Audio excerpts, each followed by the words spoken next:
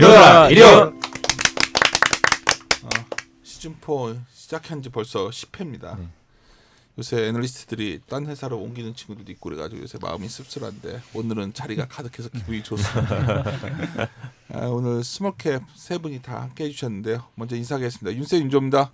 안녕하세요. 이베스트증권 스몰캡 정우식입니다. 안녕하세요. 이베스트에서 스몰캡 담당하고 있는 최석원입니다. 네, 안녕하세요. 이베스트 스몰캡팀 김한경입니다. 안녕하십니까, 송치호입니다. 미래가 크게 변할 걸로 보고 있고요. 미래의 사람들이 어떻게 먹고 살지, 어떻게 돈을 벌지에 대해서 관심을 가지고 연구하고 있습니다. 또 한국의 미래를 책임지는 또 이런 강소기업들 오늘 매우 기대되고 있습니다. 네, 안녕하세요. IM 영업팀의 염승환 차장입니다. 반갑습니다. 예. 방금 전에 제가 저 정홍식 팀장한테 좀 우매한 질문을 했었죠. 야, 코스닥 시장 어떤 거 같냐? 그랬더니 저희는 그거 세미나에서 얘기 안 합니다. 진짜로 스몰캡 TV 거의 월 세미나를 한 굉장히 많이 소화를 하고 있어요. 근데 주로 가서 그냥 쫙 리스트 업하고 오시는 거죠. 업데이트. 네, 주로 종목 업데이트랑 아무래도 매니저분들이 그 많은 종목을 다 일일이 찾아다니기 힘드니까 저희가 업데이트 많이 하고요. 또 기업의 이슈 변화 같은 거 그런 그렇죠. 거를 많이 하고 있습니다. 사실 우리가 많은 경우에 주가 오늘 오르고 내려 이 말하고 다니는 줄 아시는데 많은 경우에는 그냥 중소형주도 업데이트를 많이 합니다. 그래서 저희가 이런 걸 소개하면 요새 이제 점점 더 느끼는 게 이제 팟캐스트보다는 제가 유튜브 쪽으로 많이 옮기고 있는데 가끔 들어가서 보면은 점점 더 자극적인 걸 더 많이 원하시더라고요. 근데 하여튼 저희가 그런 능력은 안 되고 하고 싶은데 능력이 안 돼서 아마 실망하시는 분도 있을 것 같고 시장이 어려워지면 애널리스트가 엄청 욕먹어요. 왜냐면 우리들이 그 항상 그 뒤에 보면서 운전하는 사람들이어가지고 오늘 그냥 저희 방식대로 한번 업데이트해서 아주 엄청 좋았던 종목들도 오늘 대표들 이따 얘기하시겠지만 리노 같은 거 몇 년째 좋다고 말하다가 네. 한 며칠 동안 확 빠져버리면 이제 네. 사람들도 곡소리 나는 거지 또. 그래서 방식대로 세 분이 진행하고 저도 경청하도록 하겠습니다. 그럼 시작하시죠. 네, 일단은 뭐 중소형주 시장 어떻게 될 것 같냐고 보시는 분들 많이 있으시는데 저도 몰라요. 일단 그런 상황인데 언제 좋아질 것이냐 그걸 떠나서 그냥 제가 갖고 있는 사견 조금 설명드릴게요. 우선 세 가지 정도 생각해 볼 수 있는데 첫 번째는 되게 애매한데 중소형주들 싼 거 많잖아. 근데 왜 안 가? 라는 질문이 들어왔을 때 저도 설명을 합니다. 근데 결론은 이렇게 마무리가 돼요. 하이닉스가 가야지. 그렇게 됩니다. 뭐 3배짜리 대형주가 있는데 중소형주가 아무리 싸도 이게 잘 안 먹히고 있는 거예요. 이제 300까지 떨어졌네. 네, 3배냐 이제. 네, 그래서 300 진짜 이게 너무하네요.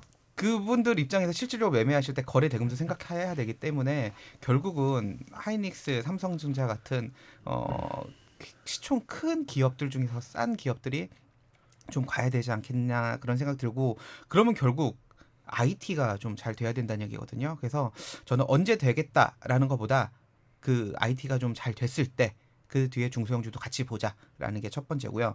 두 번째는 일단은 그 IT 중소형주, 자동차 부품, 조선, 기계, 화학, 중소형주 다 전방 산업에서 탑다운으로 영향을 받습니다. 근데 다들 녹록지 않잖아요. 그래서 지금 같은 시기에는 오히려 IT는 별개로 이제 대형주들의 그냥 시장 센티 같은 걸 보는 거고 지금은 그거와 별개로 일단은 부품주가 아닌 개별 약간 B2C라든가 아니면 각자의 니치 마켓에 있는 중소형주를 좀 보는 게 좋지 않을까라는 생각이 들고 그런 기업들이 한 5년 동안 거의 안 움직였어요. 그래서 기회는 좀 오지 않을까라는 생각을 하고 있습니다. 그리고 세 번째는 이거 약간 애매한데 중소형주가 되냐 안 되냐를 약간 다른 분들은 이게 많은 분들이 바이오가 되냐 안 되냐라고 해석을 많이 하세요. 코스닥의 시총 비중 높은 게 바이오가 많이 있기 때문에. 사실 바이오를 걷어내면 한 2011년, 12년 이후부터 중소형주는 재미없었습니다. 굉장히. 그러니까 중소형주를 매매하셨던 분들이 사실은 단기간에 수익도 좀 얻고 레버리지도 좀 하고 개인 분들이 그렇게 많이 하셨는데 다 바이오로 가시면서 중소형주와 바이오의 영역이 약간 애매해지는 것 같아요. 그래서 저는 약간 그걸 별개로 생각하시고 좀 보면은 사실 싼 것들이 많이 있거든요. 그래서 그런 식으로 좀 보셔도, 그러니까 바이오를 사자 팔자를 떠나서 약간 바이오를 빼고 중소형주를 한번 봐보는 것도 나쁘지 않겠다라는 생각이 그 듭니다. 부분은 좀 몰랐는데 600에서 800을 갔었는데 네. 그 과정에서 그러면 주로 다 바이오. 사실 바이오가 많이 갔죠. 아, 그리고 그렇군요. 이게 실질적인 수급상에서도 뭐 코스닥에 대한 뭐 자금이 유입된다. 사실은 시총 상위 종목이 바이오기 때문에 바이오를 많이 사셨던 것 같아요. 그래서 바이오 종목들의 약간 변동성이 좀 있었던 거지 그 밑바닥에 있는 바이오가 아닌 그리고 니치 마켓에 있는 중소형주는 주가 변동성이 별로 없었어요. 근데 때마침 장이 폭락하면서 같이 빠졌습니다. 그래서 오늘은 그런 종목들 몇 개 설명드릴게요. 오를 땐 같이 못 오르고 네, 오를 땐 같이 못 올랐어요. 근데 정말 빠질 때 같이 빠져 있어요. 억울하네요. 그런 종목들 좀 설명드릴 거고요. 우선은 최근에 리포팅한 종목들 먼저 설명드리고 그다음에 최근에 또 괜찮게 보는 거 설명드릴게요. 저희 자료 일단 2페이지 보시면 제 유니버스 종목들이 있고요. 바로 3페이지에 있는 5페이지에 있는 리노공업부터 설명드릴게요. 이슈가 있습니다. 리노공업은 제가 오랫동안 커버하면서 사실 리뷰 빼놓고는 드릴 말씀이 없었던 기업이에요. 워낙 그러니까. 평이하고 재미없고 꾸준히 성장하는데 굉장히 큰 악재와 호재가 동시에 겹쳐 있습니다. 제가 보기에는 어느 쪽에 베팅을 하느냐에 따라 다른 건데 저 역시도 아주 쉽게 설명드리지는 못해요.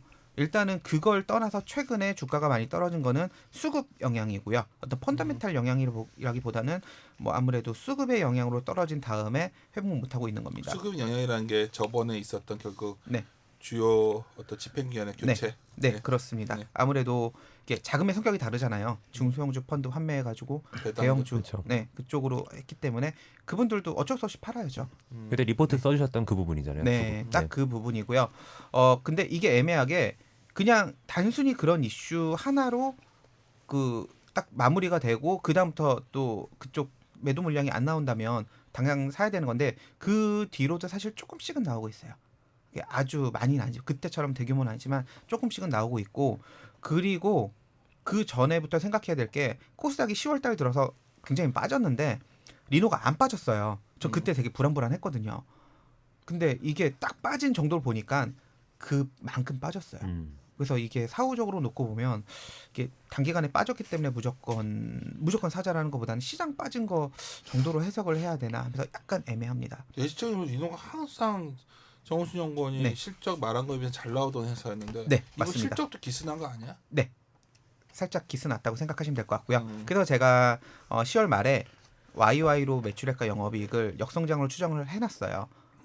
제가 별로 그렇게 추정한 일이 없는데 역성장 추정해놨고요. 어저께 실적이 나왔고 역성장으로 나왔습니다. 제 추정치랑 크게 다르진 않았는데 일단은 팩트가 역성장이 나왔다는 게 좀 문제가 있고요. 안 좋은 것과 좋은 것 두 가지 말씀드릴게요. 첫 번째 안 좋은 것부터 말씀드릴게요. 안 좋은 거는 다 아시는 실적이에요. 실적이 좀 역성장이 나왔다. 그러니까 어떻게 보면 어떤 기업들은 실적이 성장했다, 역성장했다 그러는데 리노 같은 애들은 그냥 가만히 있으면 계속 따박따박 올라가주는 회사거든요. 근데 역성장이 나왔다는 게 안 좋은 부분이고, 근데 이게 단기적으로 3분기만 안 좋고 뭐 물량 뭐 지연되고 뭐 그래서 이런 문제가 있었다면 그냥 넘어갈 수 있는 문제인데 그거보다는 조금 더 깊게 봐야 될 것 같습니다. 이유는 글로벌 스마트폰 시장 둔화랑 연관이 좀 있어요. 이게 리노가 아무리 시스템 반도체고 모바일 쪽 비중이 낮다고는 하지만 IC 텍 소켓 내에선 가장 작을 겁니다. 지금 다른 소켓 업체들은 굉장히 상황이 안 좋아요. 심각하게 안 좋고요. 리노는 그래도 이 정도 실적 나온 게 놀라울 정도예요. 근데 어쨌든 소폭 역성장이 나왔는데 글로벌 스마트폰 시장 둔화가 되면서 좀 테스트 소켓에 대한 수요가 글로벌리 감소하고 있는 상황입니다. 그리고 이게 약간 애매한 게 글로벌 출하량을 놓고 보면 뭐 그런 거 상관없잖아. 삼성, 애플이 아니라 그렇게 얘기하실 수 있는데 사실은 삼성과 애플의 플래그십 모델들이 좀 잘 될수록 좋아요. 이유는 그럴수록 R&D도 좀 많이 들어가고 테스트도 많이 되거든요. 사실 테스트를 안 거치지는 않겠지만 좀 로우엔드 제품들은 그게 좀 덜할 수도 있는 거거든요. 그래서 그 영향이 있기 때문에 단순히 3분기만의 문제가 아니라 4분기에도 영향을 좀 줄 수 있고 좀 제가 미래를 어떻게 본다기보다는 어떤 팩트 요인이 여기에 좀 노출이 돼 있다라고 보시면 될 것 같고 한 30%보다는 좀 넘게 한 30, 40% 정도는 노출도가 있는 것 같아요. 완전 연관이 있다라기보다는 그거와 연관된 기업들로 고객처가 있는 겁니다. 참고로 리노가 고객선이 1,300여 개이기 때문에 뭐 일일이 다 구분하기 힘들지만 대략적으로 그 정도 되는 걸로 파악되고 있습니다. 그래서 안 좋다 하나 말씀드렸고요. 만약에 이 안 좋다 하나만 있었으면 사실은 많이 좀 슬로우하게 봐야죠. 근데 좋은 게 너무 세요. 말씀드릴게요. 이게 뭐냐면 리노가 2009년에 그 의료기기 사업 부분을 시작을 했고요. 잘 준비를 했어요. 기존에 만들고 있던 IC 소켓과 그 동일한 그런 방식으로 제조를 하고 있는 건데 이 2012년도에 이제 전방 고객사로부터 이제 정식으로 이제 좀 잘 진행이 됐고 15년부터 본격적으로 들어가기 시작했습니다. 다들 기다리고 있던 거예요. 근데 이게 터졌어요. 이 리노를 가면 많은 매니저분들이 저한테 얘네 리노 공업 딱 언제 사는지 그건 확인하고 오라 그러거든요. 뭐 내용 다 필요 없고 그거 하나만 알아보고 오라고 다들 그렇게 주문하세요. 이유가 이 회사가 굉장히 보수적이기 때문에 땅 사면 그냥 사는 거 아니에요. 사놓고 기다리는 회사가 아닙니다. 근데 땅 사놨고요. 지금 아마 착공 들어갔을 거예요. 내년 7월 달에 신공장이 완공되고 그쪽에 의료기기 사업 쪽이 제대로 될 것 같습니다. 이게 마진율이 기존 사업보다 더 좋아요. 숫자로 말씀드리면 2015년에 관련 매출액이 51억 나왔고요. 16년에 61억 그리고 17년에 73억 나왔는데 3분기 누적으로 초음파 프로보 쪽이 96억 나왔어요. 그리고 올해 연간으로 한 120억 정도 보고 있고 내년에 200억 정도는 충분히 할 것 같고요. 500억까지 올라가는데 되게 빠르게 올라갈 것 같아요. 그리고 한 10년 정도 보면 현재 하고 있는 IC 소켓 정도만큼 커지지 않을까라고 보고 있고 충분히 그럴 가능성이 있는 그런 상황입니다. 그래서 이것도 역시 전자의 모바일 쪽 둔화가 아니라 후자의 이 모멘텀만 있었다면 날아가야죠 주가는. 그래서 이 크게 악재와 호재가 두 개가 겹쳐 있기 때문에 의사결정은 다들 달리 하시는 것 같아요. 팔자라는 분 계시고요. 팔자는 사람들은 이게 오래 걸린다 보는 거지. 오래 걸리진 않을 건데 당장 실적이죠. 실적이 당장은 안 좋지. 눈앞에 안 좋은 게 보이니까. 그리고 그 사자라는 분은 모멘텀 보시는 거고 그리고 많은 분들은 내년 2분기에 사자라고 하십니다. 공장 완공되고. 그래. 그게 더 그러네요. 안전한 거 아니야? 뭐 그렇게도 의견이 나뉘고 있어요. 왜냐면 이게 밸류에이션이 뭐 20배 PBR 뭐 네. 3배짜리 기업이라 네, 지금은 좀 떨어졌죠. 떨어져가지고 한 그렇죠. 16배 정도 되는데 본업에서 예를 들어 아까 휴대폰이 30% 노출도 정도 추정을 하고 계시잖아요. 네. 그렇다면 그 부분에서 슬로우가 나오면 네. 뭐 의미 있게 사실 또 영향을 줄 수도 있는 걸 확인하고 싶은 마음이 네. 또 있는 거죠. 네, 그렇습니다. 음. 뭐 그렇게 됐고요. 종목들이 많다 보니까 좀 빠르게 설명을 드릴게요. 7페이지 보면 다나와 설명드리겠습니다. 실적 나왔고요. YY로 20% 영업이익 그로스 나왔고요. 뭐 4분기 때도 성장할 것 같고요. 다나는 그냥 꾸준히 계속 성장을 해요. 본사 기준으로도 뭐 제휴쇼핑 같은 경우는 그냥 그 추정치랑 억 단위까지 똑같아요. 그냥 별로 변동성 없이 잘 나오고 있다라고 보시면 될 것 같습니다. 특이한 점은 계열사에서 조금 적자를 내고 있어요. 계열사에서 이제 그 정부나 아니면 기업으로 이제 조립 컴퓨터를 납품하는 게 있는데 그쪽에서 원래 BEP, 그러니까 손익분기 정도 나오는데 3분기 누적으로 마이너스 11억 적자가 나왔어요. 3분기만 마이너스 3억 정도, 정확히 2.8억 적자가 나왔거든요. 이거 다나와를 보시면 재밌는 게 되게 작은 어떻게 보면은 큰 회사는 아니죠. 중소기업인데 IT 전반적인 영향에 노출이 돼 있어요. 가전 쪽이 잘 팔리는지 확인할 수 있고요. CPU 가격이 오르면 얘네가 실적이 안 좋아질 수 있고요. 지금 그거예요. CPU 가격이 올랐기 때문에 계열사가 실적이 안 좋은 거거든요. 재밌는 게 한 10월 달 들어서 조금 회복되고 있고, 그러니까 글로벌리하게 시장 상황이 아니라 얘네 바텀업으로 100% 보는 거예요. 소비자 관점에서. 얘는 구매하는 기업이니까. 10월 들어서 9월 달에 되게 안 좋았다가 10월 들어서 조금 회복했고 11월 달에 조금 더 회복되고 있는 것 같아요. 그러니까 어떻게 보면은 이런 수요 따는 괜찮은 것 같고, 이거 좀 더 깊게 보면 CPU 쪽이 조금 가격이 이제 안정화되고 있다고 해석이 가능하거든요. 확장해가지고 IT 쪽 전반적으로도 이게 좋은 시그널인가 그렇게도 한번 지켜봐야 될 것 같아요. CPU 가격이 오르면 그 전에 미리 사놓고 그때 딱 빈틈이 온다고 생각하시는 건가요? 아니죠. 이게 CPU 가격이 올랐기 때문에 조립 컴퓨터를 만들면 있어서 그게 원가에 되게 많은 부분을 차지하잖아요. 그럼 게이밍 PC 사시는 분들은 지금 당장 원가가 올랐어요. 그러면 2달 뒤에 살까? 그런 의사결정이 되는 거죠. 어차피 떨어질 큐가 거니까. 떨어지는 거죠. 떨어질 거니까. 네, 큐가 떨어지는 거죠. 일시적인 수급 불균형이라고 보는 거니까. 음. 그래서 P가 떨어졌다가 다시 이제 좀 회복되고 있다라고 보시면 될 것 같습니다. 사실 다나는 특이한 사항은 없는데 주가가 많이 떨어졌어요. 그러니까. 그래서 이 지금 낙폭과대된 종목들을 뭐 봐야 되냐 그런 것들 되게 많이 얘기 듣거든요. 그 중에 하나가 다나와라고 보시면 될 것 같아요. 나도 그냥 우리가 오랫동안 좋게 네. 봐왔고 잘 왔는데 네. 최근에 급락을 했길래 네. 이런 걸 이럴 때 이런 걸 사야 되냐? 네. 아니면 좀 이런 게 성장주잖아 일종의 네, 다나와가. 그쵸. 혹시 성장의 기스 난다 혹시 그래가지고 내가 그 성장의 기스가 계열사에서 그 BEP 나와야 되는데 누적으로 마이너스 11억 정도 적자 나온 게 그거는 요인이 있어요. 근데 본사에는 문제가 없어요.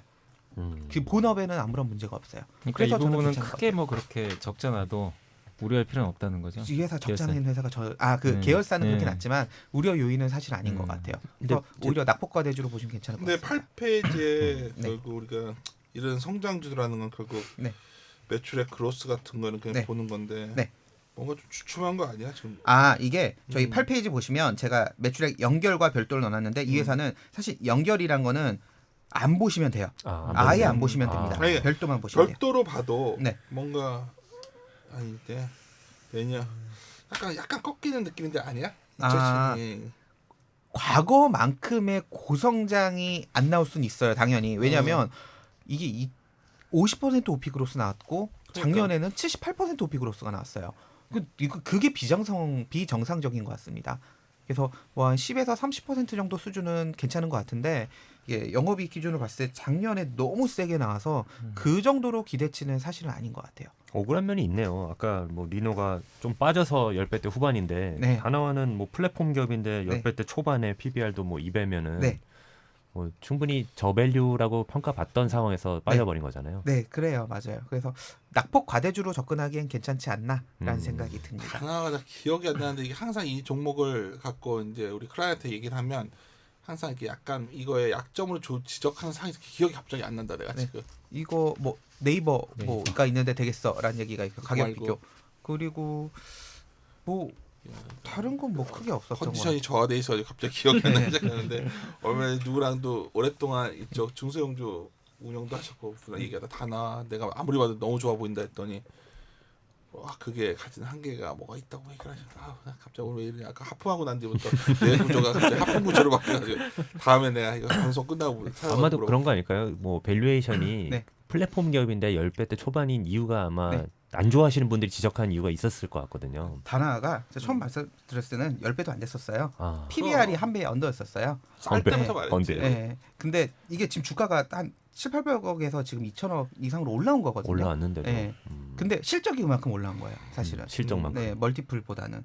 그래서 뭐 제가 보기에는 실적에 대해서 큰 문제가 없는데 지금 주가가 떨어져서 낙폭 과대주로 보시기에는 괜찮은 것 같습니다. 네. 그리고 그 9페이지 인탑스가 있는데 주가 많이 올랐더라고요. 네, 인탑스가 만약에 최근에 주가만 안 올랐다면 굉장히 좋은 사기에 너무너무 매력적인 우리가 종목인데 그때 이거 바이콜 때 잘했었잖아요. 좀. 네. 근데 뭐 최근에 주가 많이 올랐어요. 그래서 뭐 저희 월보에도 보시면 10월 30일 순 월보에 7,500원 적혀 있는데 지금 11,000원이거든요. 그러니까 지금 가서 급등했네요. 막 사자고 난 이 종목을 보면서 네. 그리고 실적 시대는 실적 시대라는 생각이 들더라고. 네. 실적 좋은 것들은 오르더라고. 네. 아무리 지금 상황이 와도. 네. 그리고 그런 것 같아요. 제가 영업이익 기준 117억을 써놨었는데 137억 나왔어요. 그러니까. 생각보다 좀 더 잘 나오긴 했는데 근데 그게 30%나 오를 건 아닌 것 같아요. 그 말은 그 전에 나왔던 거는 그만큼 믿음이 안 갔던 거죠. 걔가 얼마나 이게 40억, 41억 나왔다가 갑자기 137억 나오니까 이렇게 된 건데 이게 뭐 그래도 되겠어 그랬다가 되니까 실제로 갔던 거고 그 내용도 나쁘진 않아요. 첫 번째 모바일 쪽에서 많이 개선됐습니다. PQ가 다 올랐어요. Q 오른 거는 뭐 삼성전자 쪽에서 중저가 쪽 좀 좋게 드라이브 걸고 있어서 영향 받았고요. 그 이거는 100% 제 생각인데 업계 1위 기업한테 좀 몰아주는 것도 좀 있지 않을까라는 생각도 들어요. 예전에 10년 전에 삼성전자 좀 그랬잖아요. 이게 좀 모바일 쪽이 어려워졌을 때 업계 그 각각의 영역에 1위 기업한테 물량 좀 몰아주기가 있었거든요. 혹시나 그게 아닐까라는 생각도 좀 들어요. 어쨌든 인탑스 입장에서는 나쁠 건 없죠. 1위 입장에서 뭐 물량 더 받으면.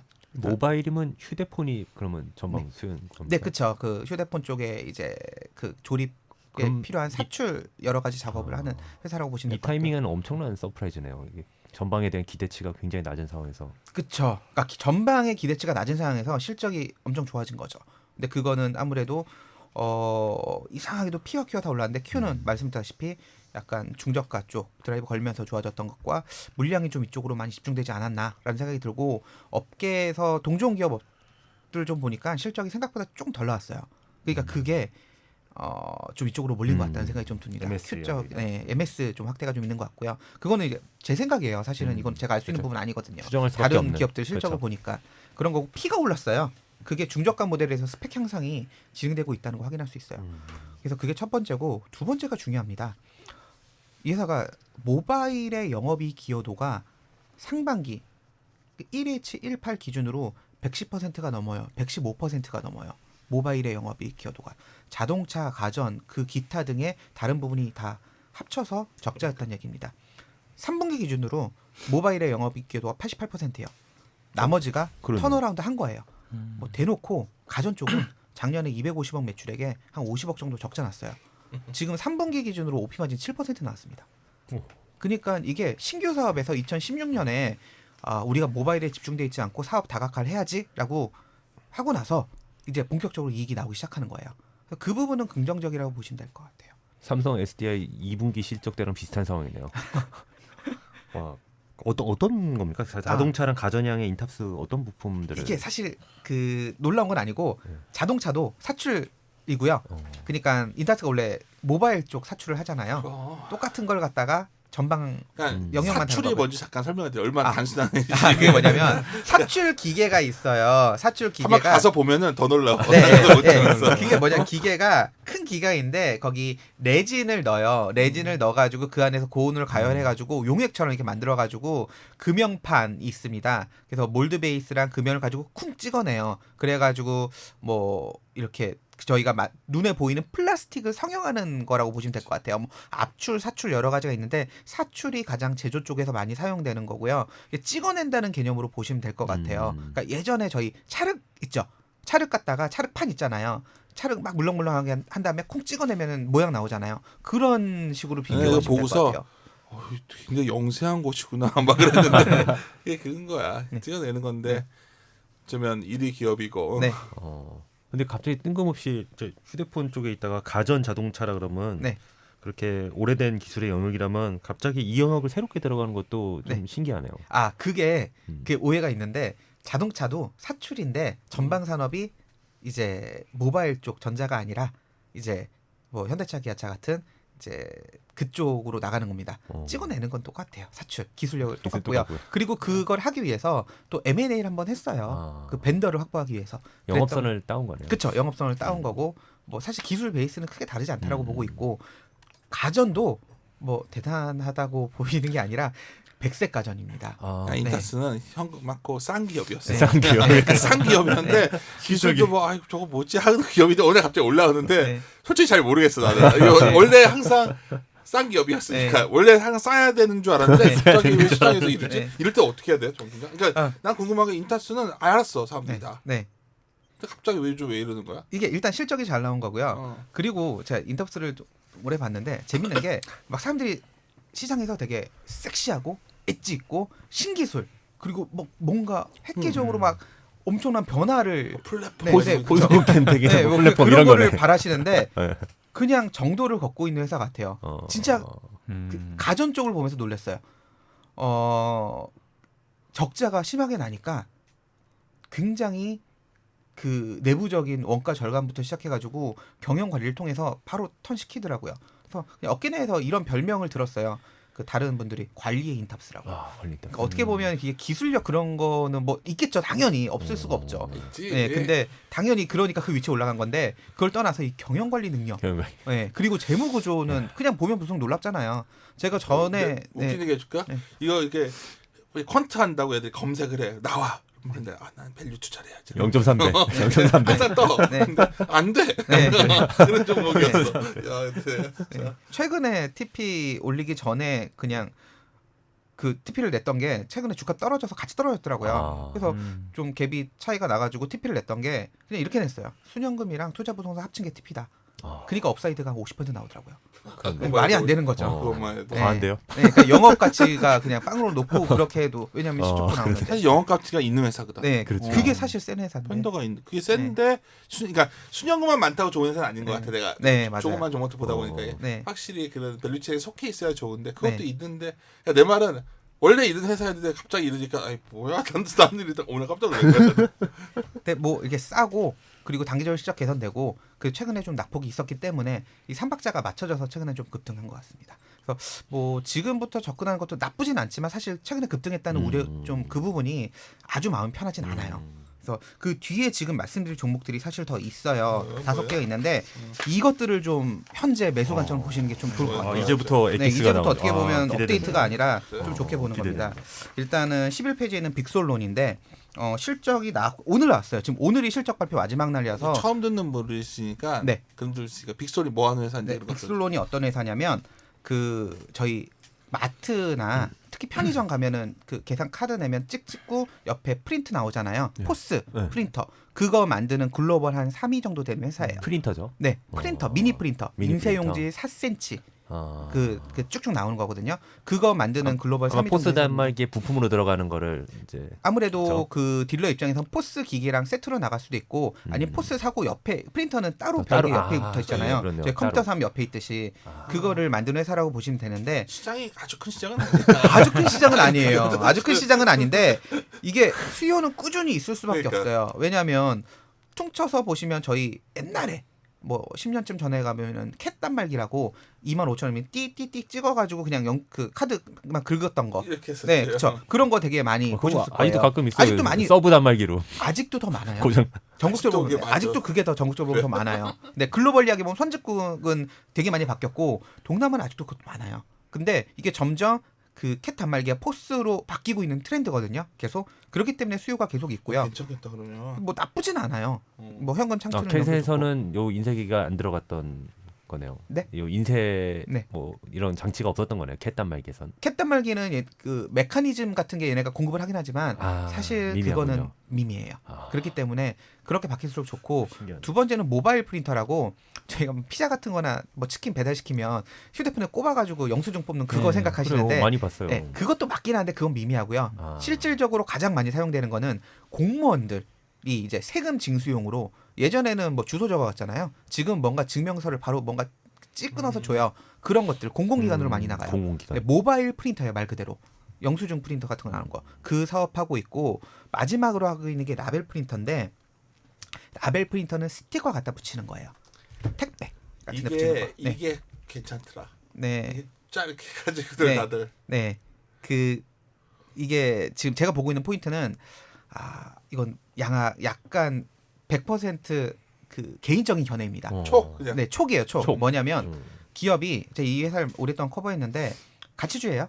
대놓고 가치주예요. 대놓고 재미도 없었어 이거. 대놓고 재미도 내가 이것도 네. 내가 이래서 네, 그냥 배당밖에 없어요. 0.8배. 현금으로 좋고요. 현금은 엄청 좋아요. 정홍식 스타일 종목이야. 네. 항상 보고 있어. 될줄 알고 막 보고 있어. 인터스 빅슬론. 네, 몇 년 동안 안 됐어요.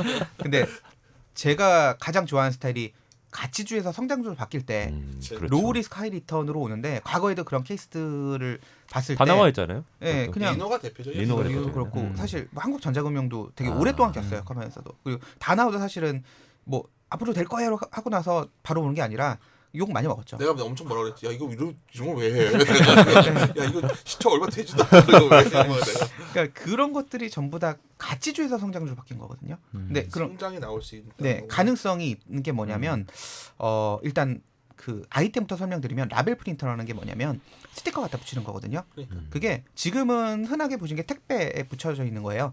빅솔로는 현재 그런 것들 많이 생산하고 있어요. 그래서 기술적인 것보다는 약간 잘 찍어내는 거 그런 거 하고 있는데 연구 개발 한 2, 3년 됐고요. 올해 4분기 때 출시가 됐습니다. 산업용 라벨 프린터가 나왔어요. 이게 굉장히 좋아요. 첫 출시인가요? 네. 이게 뭐냐면 글로벌리하게 일단 고객선들은 많이 확보돼 있는 것 같고요. 왜냐하면 기존에 있던 딜러들이랑 접촉돼 있으니까 기술적으로도 좀 해결해야 나간 건데 이 부분은 글로벌리하게도 한 20% 이상 고성장이 나오는 산업이에요. 시장 규모도 이 빅솔론이 하고 있는 포스 프린터랑 모바일 프린터 합친 것보다 2배 이상 더 크고요. 근데 글로벌 점유율은 굉장히 낮고요. 이게 뭐냐면 잘 못하네 라벨 프린터는 얘네가. 지금까지 없었던 거죠. 그거 택배에 붙이는 그거밖에 없었던 거죠. 근데 이제 나온 게 공장 자동화라든가 물류 쪽에 사용되는 바코드와 그런 데 사용되는 거거든요. 안 그래도 물어보려서 저희가 예전에 저 세선 연구원 옆에 네. 앉아 계신데 네. 로보틱스 자료 네. 썼었잖아요. 네. 작년 이제 가을에 그때 이제 공장 자동화 하면서 네. 그 바코드 인식으로 네. 앞으로 모든 게 인식이 변하는 네. 그거 얘기한 거야 나도. 그쵸. 네. 굉장히 미래 산업인데요. 네, 거기 그래가지고 나도 네. 저희 테마 자료에 있었어요. 그거예요. 아. 그거예요. 이거는 사실 실질적인 성장도 나오겠지만 네. 테마에도 엮일 수 있어요. 예를 들어 이거요. 저희가 그 당시에 썼던 자료에 이제 머신 비전이 네. 있었단 말이에요. 비전 인식이 있었는데 네. 이제 그 컨베이어 벨트 같은 네. 거 막 돌아갈 때 네. 위에서 이제 그 코봇이 네. 비전 달아가지고 밑에 네. 쏜단 말이에요. 네. 그러면 벨트가 막 1초에 막 5개, 6개 네. 쫙 돌아가요. 네. 근데 그걸 인식하는 거를 딱 바코드로 인식하요. 네. 다 그걸 인식시키는 거 그거 지금 다는 거거든요. 그거는 엄청나게 모든 찍어야 돼요. 이 데이터가 그렇죠. 깔려 있는 것들을 어. 뭐가 찍어서 빨리빨리 해야 되는데 이건 얘네가 잘할지는 잘 모르겠다. 근데 뭐 사실은 그렇지 않아, 이게. 포스나 모바일 쪽에 대해서는 이미 글로벌 2, 3위권에 가 있기 때문에 그렇죠. 비슷한 영역이거든요. 그래서 뭐 그거죠. 사실 안 되면 말지 뭐가 통해요. 왜냐면 싸니까. 내가 정확한 숫자가 기억 안 나는데 라벨 네. 프린터 시장이 꽤 커져 있는데 얘네가 한 건 아니거든. 네. 딴 데들이 하고 있는 거 아니야? 네 맞습니다. 포스 같은 건 했지만 얘네가 전혀 못 들어가고 있었던 거 아니야? 네. 그러니까. 네 지금까지는 안 그래서 됐던 내가 거예요. 헷갈린다는 거지. 지금까지는 그게 제품이 없었어요. 없었어. 네, 이제 출시를 한 거예요 3분기 때. 그래서 이런 부분이 아이템적으로는 있고 사실 이렇게 제가 기업을 볼 때 그런 게 있어요. 그 재무제표를 많이 보는 이유가 경영자의 성향 그런 것들 좀 많이 보거든요. 땅 네. 샀냐 안 샀냐? 뭐 그런 거. 그러지 마. 네, 네, 지금 네. H그룹 짜증나. 네, 이게 작년에 최대 주주가 바뀌었어요. 최대 주주가 바뀌었고 그 최대 주주의 성향을 봤을 때 이 회사를 키울 것 같습니다. 어디로 바뀌는 거죠? 아이디스 홀딩스로. 네, 그 대표이사도 바뀐 것 같고. 그렇군요. 그래서 제일 먼저 한 일이 전 올해 그 역성장 추정해 놨거든요. 3분기, 4분기 다 YY로 역성장 추정해 놨는데 3분기 실적 나왔는데 잘 나왔어요. 지금 방금 전에 나왔거든요. 나쁘지 않아요. 역성장 정도까지도 아니에요. 그래서 나쁘지 않고 뭐 잘 되는데 왜 이렇게 역성장 추정해 놨냐면 최대주주 바뀌고 나서 그동안 꽤 오랫동안 진행되지 않았던 R&D 투자와 R&D 인력을 대거 충원했습니다. 마케팅 쪽 드라이브 걸고 있고요. 근데 잘 나왔네요. 네, 생각보다. 네, 그래서 제가 보기에는 뭐 단기적인 게 아니라 중장기적으로 봤을 때 이제 성장을 위한 준비를 좀 하고 있는 기업 같아요. 그래서 뭐 사실은 싸니까 그리고 같이 주니까. 지금은 그러면 포스 프린터랑 모바일 네. 프린터는 이제 말씀드려보면 공공기관 수요자가 네. 공공기관이랑 예를 들어 소상공인 점포들이네요. 네.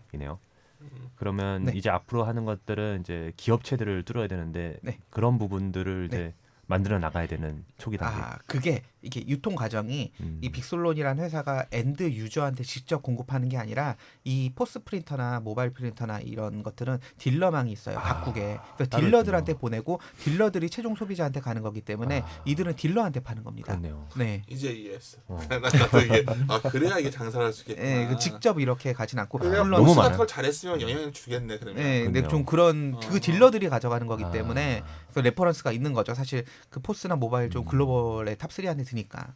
그렇네요. 네, 그러니까 그리고- 나도 지금 그리고 그 테마주에서 종목을 여기 이제야 하나를 발견했네요. 원래 좋은 회사야. 네, 원래 좋은 재미없는 회사인데. 좋은 회사였는데 PBR 재미가 있어. 0.8배 가치주에서 하나 나왔습니다. 네. 삼형전자 또 지겨운 종목인데 네. 네, 어떠니 지겹죠? 요즘 이거는? 네? 좀 나아졌나? 제가 운용력이라면 살 거예요. 네, 일단은 주가 떨어졌고요. 올라갔다 떨어졌고. 네, 이게 3화 전기 이제 다른 종목 때문에 같이 올라갔다가 같이 쭉 떨어졌는데 그때 정말 약간은 웃겼는데 네. 보면서 어떻게 네, 좀 이게 저희 그때 ESS 하면서 그때 막 근데 같이 그거는 올랐잖아요. 유효해요. 아주 요즘 유효하죠. 유효하고요. 일단은 시가총액이 2,260억이에요. 저거는 장중에 지금 봤을 때 잠깐 기업을 설명해 드려. 네. 일반시라는 우리는 계속 알던 종목이지만. 네. 일단은 그 기업 설명드리기 전에 제가 이 기업을 어떻게 피킹했는지 말씀드릴게요. 시가총액 그러니까 이 기업이 순연금이 매년 한 200억 정도씩 오르더라고요. 근데 순연금이 시가총액이랑 비슷한 수준이에요. 그러다 보니까 시총 밑으로 이렇게 그러니까 순연금과 시총을 놓고 봤을 때 순연금 중분만큼 시총은 좀 오르잖아요. 거의 비슷한 수준이니까. 그러니까 잘 안 떨어지겠다 싶어서 이게 커버를 한 거고요. 이것도 0.5배네요. 네, 그래서 그 뒤에 사업 내용을 본 거예요. 그러니까 처음부터 사업 내용을 보고 접근한 건 아닙니다. 그래서 재무구조 밸류에이션을 들어왔던 거고 현재 기준으로도 주가 많이 떨어져 있어요. 낙폭 과대돼가지고 시가총액이랑 시총이랑 똑같아요. 2,260억 그런 상황이고 1분기, 2분기 오피 그로스 26, 7% 나왔고요. 지금 방금 전에 실적 나왔어요. 3분기도 20% 오피 그로스 나왔어요. 시총이랑 순영이랑 똑같고 PBR 0.4배인데 이게 크로스가 있네. 근데 또. 그로스가 세요. 근데 그 그로스 센 것도 이유가 좋아요. 이 회사가 뭐 하는 회사냐면 전해 콘덴서를 만듭니다. 그치. 삼성전기 사막 콘덴서는 MLCC라고 세라믹 콘덴서를 만들고요. 국내에서 삼형전자, 삼화전기는 전해 콘덴서라고 전통적인 제조 방식이에요. 알루미늄 포일 감아가지고 하는 건데 이게 가전 같은 데 많이 들어가요. MLCC는 휴대폰에 많이 들어가고요. 영역은 좀 달라요. 왜냐하면 용량도 다르고 여러 가지 버텨내는 값이 다르기 때문에 저희 그 교집합 부분이 있다고 생각하시는데 있긴 있어요. 하지만 그게 크진 않아요. 그렇더라고. 각각의 개별 영역이 있어요. 그런데 뭐 올해 상반기 때는 가전 쪽이 좀 수율이 이끌어서 좋았는데 저는 사실 그거는 단기적인 거고 중장기적으로 좋게 보는 게 ESS, 로봇, 의료 쪽, 자동차 쪽도 연관이 있어요. 이쪽에 전해 콘덴서의 수요가 굉장히 많이 올라가고 있습니다. 그런데 이게 일본에 있는 일본 케미콘이나 니치콘 같은 글로벌 탑 회사들한테 주문이 많이 들어가고 아직까지 국내 회사들한테 많이 들어가고 있는 것 같진 않아요. 근데 어쨌든 그쪽들은 거의 쇼티지가 날 정도로 국내가 굉장히 아니라 좋으니까 ESS 향은 네. 해외 회사들이네요. 아무래도 그런 거 있잖아요. 이게 기술적으로 가장 높은 데부터 들어가겠죠. 아. 네. 그래서 그래서 만약에 시장이 더 커지면 여기까지 갈 수도 있는 거고 그걸 떠나서 삼형전자가 실적이 좋아진 이유는 일단은 일본 케미콘이 최대 지주주거든요. 그쪽에서 만드는 원재료의 상당 부분을 얘네가 만들어요. 그럼 원재료 만들어서 공급하죠. 외주 생산도 해요.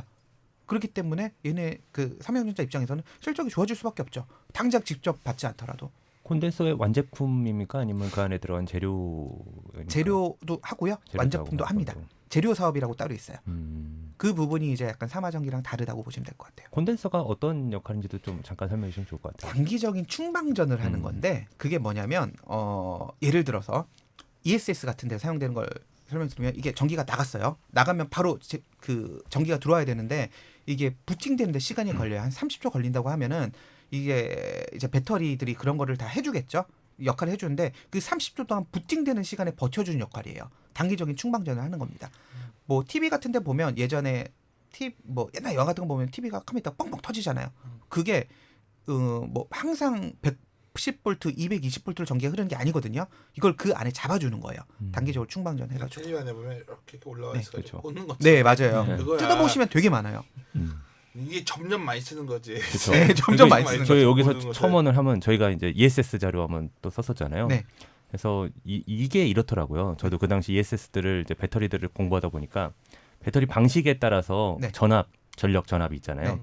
그것들이 낮은 경우가 많아요. 네. 그러니까 어느 정도 전압이 나와야지. 예를 들어 자동차 같은 네. 경우도 한번 시동을 쫙 한번 올리잖아요. 네. 그때 그 충분한 전압이 올라가야 되는데 네. ESS는 뭔가 밋밋하게 네. 이렇게 네. 유지만 되는 거죠. 네. 그렇기 때문에 한번 전압을 쭉 올려주면서 네.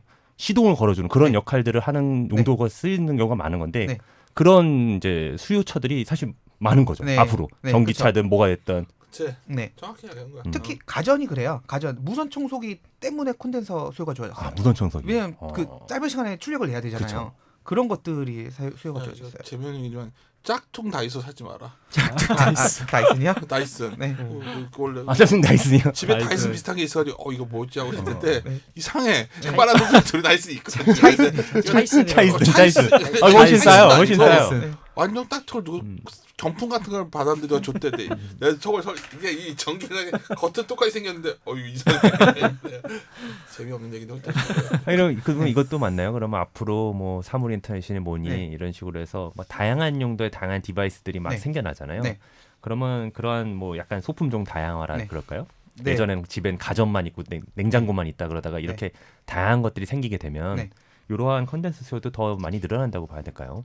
네, 좋아질 것 같아요. 음. IT 영역이 확대될수록 좋아질 것 확대될수록. 같아요. 네. 알겠습니다. 진행합시다. 네. 여기도 좋은 회사야. 정말 이것도 뭐 그리고 야, 좋은 회사 많네. G2R 설명드릴게요. G2R 어떻게 할까요? 시간이 지금 뭐 괜찮아. 괜찮습니다. 네. 네. 하고서 G2R이란 회사는 아마 들으신 분들 다 모르실 거예요. 많이들 모르실 거예요. 난 정우씨 형이 커버하기 때문에 알아. 네, 그 일단은 다 모르시는데 그냥 설명 이렇게 해요.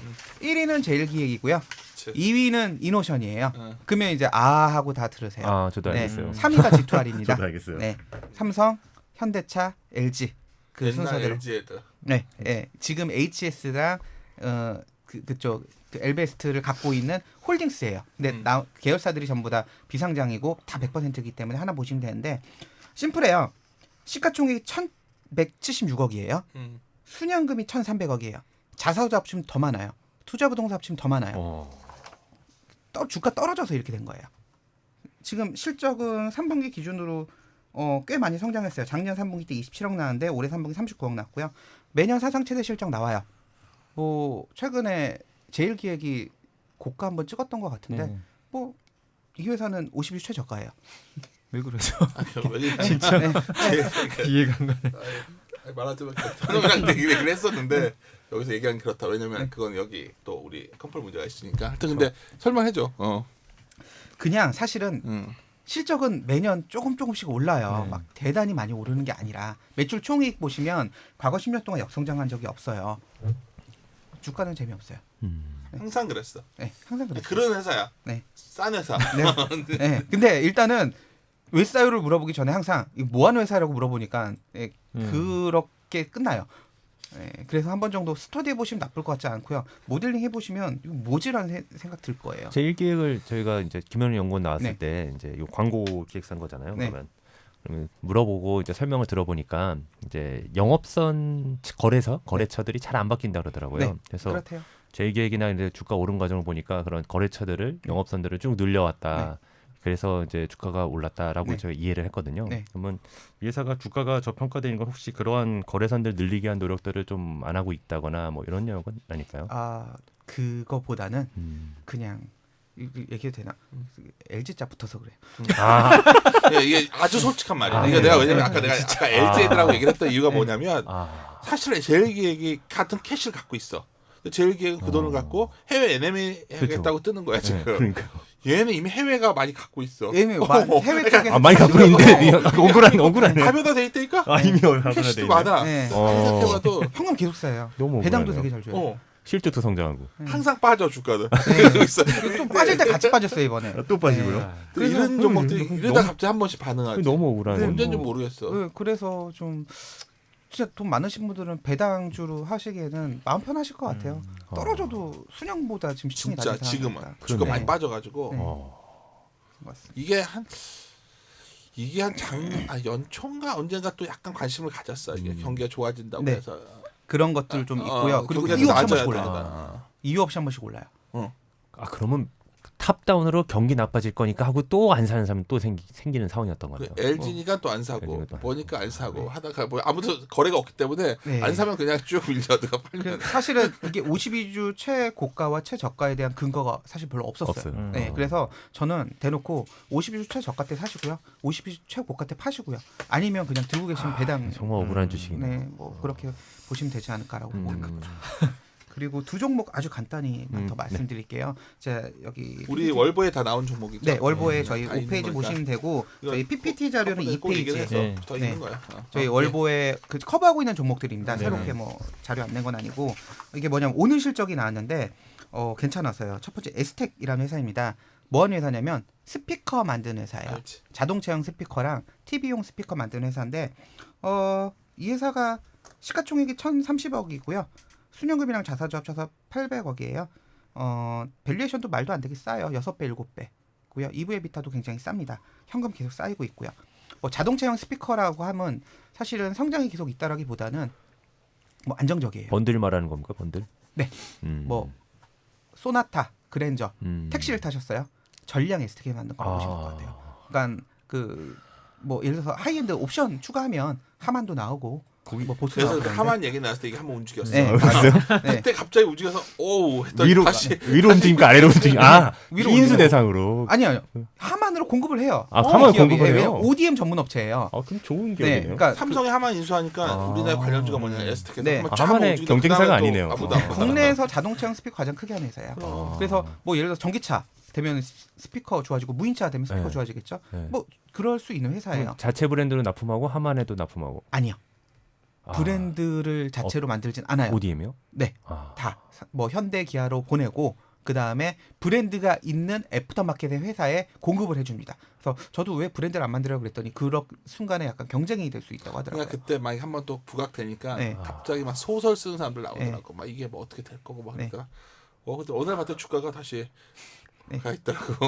그래서 되게 재미없는 사업처럼 보여요. 좋게 보면은 이제 하만이니 전기차니 이렇게 네. 되는 거고 네. 나쁘게 보면은 좋게 보면 전방술 전기차나 뭐 네. 이런 쪽으로 보는 거고 나쁘게 보면은 신차 판매량 뭐 네. 이렇게 가는 거 아닙니까? 그럼? 그렇죠. 그렇게도 될 수가 있는데 애프터마켓도 사실 많이 있어요. 그리고 글로벌리하게 뭐 사실 튜닝도 있고 애프터마켓에 보내는 것도 많기 때문에 신차 사이클에 정확히 맞아 떨어지진 않아요. 제가 보고 있는 관점 뭐냐면 일단 싸요. 배당 수익률이 5% 이상 나와요. 수년간 계속 쌓여요. 뭐 PER 뭐 6배 되고 뭐 PBR 0.8배 그 정도 0.76배니까 7배. 싸고 배당 수익률 잘 주고 있는데 이 회사는 추정은 사실 쉽지 않죠. 제가 어떻게 하겠어요. 근데 대신 수주 잔고가 나와요. 그 사업에 관한 내용 분기 보고서 모집 수주 잔고가 나오는데 그게 그 다음 분기 매출액에 연동이 돼요. 평균 오차율은 7% 정도 돼요. 그래서 그거 보면 이 다음 분기 실적 어떻겠구나 가늠이 감사할 수 되는데 있겠네. 7%면 네. 뭐 인라인이라고 그러죠 저희가. 그쵸. 일치. 이번에도 추정 일치. 오늘 실적 나온 거거든요. 근데 제가 전에도 리포팅 해놨던 게 수주 잔고가 분기 수주 잔고가 700억대 몇 번 나왔고 800억대 나온 적이 4번 있었는데 다 800억대 초반에 나왔었어요. 그래서 이건 뭐지라고 했었는데 실적 잘 나왔었죠. 근데 전에 2분기 말 보고서 나왔을 때 900억 이상의 수주 잔고 나온 거예요. 처음이에요. 처음 있는 일이라서 실적 되게 잘 나오겠다 싶었는데 잘 나왔어요. 3분기 실적. 그러니까. 근데 이게 3분기, 2분기, 3분기가 성수기거든요. 지금 3분기 말에 수주 잔고가 더 좋게 나왔어요. 그러니까 아, 이거는 그래요? 사실 이거 와. 뭐지라는 생각이 드는 거죠. 그래서 이게 좀 지켜봐야 될 것 같은데 일단 수주 잔고가 굉장히 높게 찍혀 있습니다. 그래서 단기적으로 실적 괜찮은 것 같아요. 단기적으로 실적 괜찮고 3분기도 잘 나왔고 밸류에이션 싸고 배당 잘 주고 그런 회사라고 보시면 이게 돼요. 진짜 재밌는 게 네. 요즘에 막 코스닥 지수가 어땠느니 뭐 코스닥 뭐 막 폭망하고 막 네. 그러잖아요. 그래서 막 우울해 있어서 막 이렇게 되겠어 하고 듣다가 정신 연구 듣다 보니까 약간 빠져드는 그게 있죠. 약간 이 안에 세계로 들어오면 이거는 정말로 너무 싸요. 너무 대신 좋고. 지금 현금을 보유하고 계셨었어야죠. 그치. 그 문제가 있네요. 그거는 뭐 제 영역이 아닌 것 같습니다. 김한경 연구원 그윽하게 쳐다보고 있어요. 그게 정답이 하고 있어. 내가 아까 오늘 막 눈에 나는 되게 오늘 흥미로웠던 종목이 하나 있어. 아까 그 빅솔로. 빅솔로. 그러니까 정용식 리너고 뭐 다나와 이런 것들이 항상 지나고 나서 보면 저 방식 저렇게 접근하는 방식이 결국 언제가 움직일 타임은 내가 움직이는 타임은 모르겠는데 그쵸. 이게 분명히 지금 싸요 할 때가 있어. 근데 주로 정우신 연구원 종목들이 올라가 있을 때보다 이제 정말 안 좋아져서 있을 때 그때 보면 한 번씩 대박 종목이 걸리는데 이럴 때. 아까 가치에서 성장으로 바뀔 때가 싼 게 그쵸. 아니라 싼데 뭔가 얘네가 다른 매출 그로스가 나올 만한 나오고. 새로운 어떤 상품이나 뭐 시장이 생겼을 텐데 네. 나는 그건 관심 그럼요. 있는 분야잖아. 그게 그럼요. 내가 관심 있는 네. 분야니까 지금 그게 내가 정말 글로벌에 성공만 하면 네. 네. 이건 그렇죠. 찬스입니다. 그러면 바뀔 수 있어요. 같이 조정은. 아직은 모르겠더라고. 내가 관심 네. 있어 사실 빅솔로는 나도 관심 있어 봤는데 아직 시장에 미미하더라고. 그게. 네. 일단 시장은 큰데 얘네 그러니까 얘네가 파급력이 미미하고요. 어. 확인하는 건 한 2019년 하반기 정도에 확인 가능할 것 같아요. 아. 주가가 지- 갈 수 네. 있지. 그때 되면. 뭐 지금은 그래서 사실 이게 보초 쓰는 거다라고 볼 수 솔직히 있는데 되건 안 되건 뚫건 안 뚫건 주가가 한번 튈 수는 아니, 있겠네요. 중요한 건 네. 그때 튀면 좋고 최소한 지금은 사놓고서 안전 마진은 확보된 그렇죠. 상태니까. 지금 저는 사놓으면. 싸니까 그렇지. 지금은 그러니까. 사실 뭐 싸니까 그런 거예요. 네, 정호실 연구원 스타일대로 이것도 거래가 없지. 네, 그렇습니다. 그걸 알아주세요. 네. 그래서 사실라면 매일매일 조금씩. 조금씩 사놓으셔야지 이게. 그렇습니다. 나중에 터져도 못 산다는 뜻이네요. 아니 터지면 사는데 그때는 거래량이 네, 거래량은 그쵸. 터져요. 그러니까요. 참고로 다나와를 처음 커버를 하겠다고 해 가져왔어요. NR로. 근데 현재까지 쳤어. 그랬더니 뭐야 씨 거래가. 거래 대금 근데 내가 속으로 야, 저걸 무슨 거래한다고 수설처럼 딱 뒤져봤더니 제가 말했던 거예요. 그때 검색을 왜 다 나와서 해? 네이버에서 하지. 근데 내가 물어봤더니 얘도 다나와 한다 그러고 쟤도 다나. 심지어 젊은 친구들한테 어떤 그 주니어 애널리스트 어떤 친구를 만나면서 물어봤더니 걔네들이 특히 거기서 컴퓨터 네, 조립해서 맞아요. 하더라고. 네, 다 다나요. 거기서 하더라고. 내가 이 단어란 게 있구나. 난 그때 한 거거든. 좀 이따 봤더니 10,000원가 있더라고. 그래서 내가 그랬습니다. 진짜 저 예전에 갑자기 한샘 옛날에 커버할 때요. 옛날에 그때 잘한 게 정우신영군 없어. 어떻게 커버야. 도대체 정체가 뭐야. 그때 정우신영군을 같이 커버했어요. 그 기억하실 거예요. 네. 그 당시에 한샘 10,000몇천 원 할 때 사람들이 딱 하면 이거 이제 좋아질 거야. 딱 약간 그랬잖아요. 네. PBR 싸고 이제 좋아질 거야. 10,000몇천 원 할 때 그게 몇십만 원, 30만 원 갔나요? 35원 갖다 다시 지금 쫙 떨어졌죠. 쫙 떨어졌죠. 네. 그 당시에 10,000몇천 원일 때 그때 갔다 와서 사람들이 이제 얘기를 하잖아요. 그러면 그 회사 거래량 없어, 거래량 없어, 그거 못 사, 그냥 버려. 그 당시에 한참 막 한샘이 해외 막 마케팅도 막 나가고 싶고 했는데 그 당시에도 그 해외 법인 하시던 분들이 그 주식은 거래대금 적어서 자꾸 나가봐야 쓸 효용이 없다는 거죠. 네. 근데 막상 주가가 2만 원, 3만 원 갔잖아요. 네. 그 당시에서 솔직히 그 당시에 기관 투자들이 한샘 물량을 막 구하고 싶어 했는데 네. 못 구했죠. 맞아요. 못 네, 구했어요. 그러니까 못 구했어요. 오른 거죠. 넘겨라 사고 하는데 싶은데 못 네, 사니까. 넘겨라 하는데 네. 이미 갖고 있는 기관들은 이렇게 얘기하는 거예요. 우리도 예전부터 거래량은 완전 없을 때부터 모은 겁니다. 이렇게 얘기해요. 내가 아쉬운 게 뭔지 알아? 이러면 안 하려고 했는데 좀 마켓 얘기 좀 그만했으면 좋겠어. 그러니까 정말 이러면 근데 정말 내가 이제 전략하고 그랬지만 이런 종목들 꾸준히 사서 보다 그 타이밍을 잡을 수가 없거든. 근데 그렇죠. 그런 종목이 분명히 존재하고 있는데 좀 우리가 원래 우리나라가 워낙 성장주를 선호하지만 또 내가 좋아하는 말 중에 성장주가 가치의 구분이 참 쉽지 않다는 거지. 내가 좋아하는 말 중에 워렌 버핏이 나는 15%의 피셔 옛날에는 15%의 피셔와 85%의 워렌 버핏 벤자민 그레이엄으로 이루어졌다. 근데 그게 60년대야, 70년대가. 지금은 또 변했다는 거거든. 그래서 너무 좀 이런 거에 대한 시각들이 단기적이다 보니까 갑자기 종목 얘기하니까 좀 길게 보고서 할 종목들도 있는데 설령 내년에 네. 위기가 오더라도 네. 그러니까 위기 온다는 얘기는 아닙니다. 근데 우리 1부 잠깐 쉬었다가 네. 또 2부에 이제 종목 다 하신 거죠. 네. 그래서 우리 이제 좀 더 성장적인 종목들을 이제 좀 재밌는 종목들로 넘어가려고 합니다. 그럼 잠깐 쉬었다가 시작해.